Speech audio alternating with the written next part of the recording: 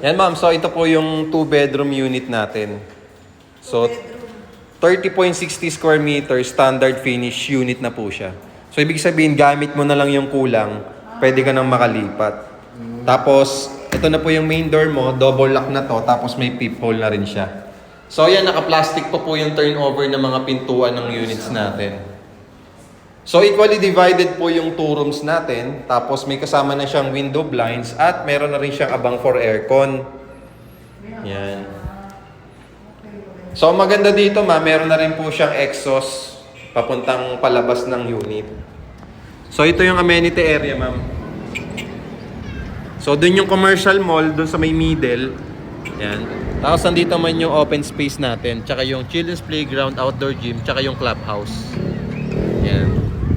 Ito naman po yung yung granite countertop natin. Meron na rin siyang grease trap, tapos may abang na rin tayo ng saksakan dyan for the refrigerator. Tapos dito naman for the induction cooker.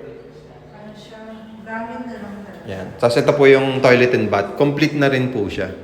Ito po yung for the internet connection, may abang na po tayo dito. So dalawa naman po yan.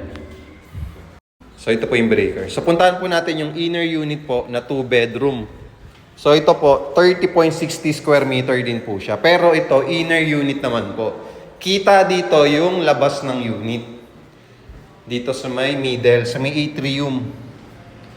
Ang difference nito is the view. Yes po, yung view. Oh. Pero mas affordable po ito ng mga 1,000 to 1,500 pesos. Yun lang. Pagdating sa monthly, yes po. Yun lang ang view mo dito. Yun lang. Pero most likely po, yung mga kumukuha dito is yung mga work from home. Para at least tahimik po talaga. So ito po yung elevator. Tapos puntahan po natin yung isang unit. So ito naman po yung 35 square meter po natin. Ito yung living area. Tapos may 2 kwarto po doon. Tapos yung bathroom po natin. Yes po, 35 square meter po ito. 35.57. Inner unit po siya. So yung 35 square meter po natin na same lang po dun sa layout, ayun po yung nasa semi-corner. Yan, so ganito po siya.